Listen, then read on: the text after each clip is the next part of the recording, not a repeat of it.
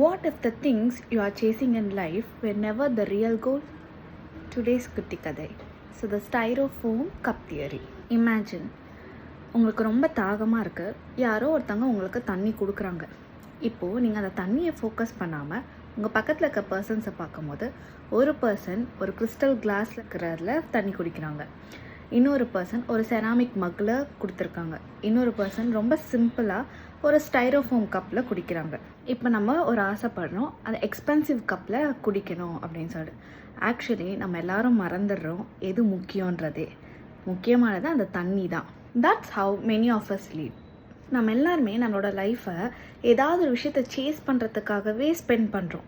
Like பெரிய வீடு வாங்குறது, லக்ஸூரியஸ் கார் வாங்குறது, நம்ம ஸ்டேட்டஸை பெருசுப்படுத்துறது, இதெல்லாம் பண்ணுறதுனால நம்ம ரொம்ப ஹாப்பியாக இருக்கோம் அப்படின்னு நினச்சி நம்ம பண்ணிகிட்ருக்கோம். Actually those are just the cups.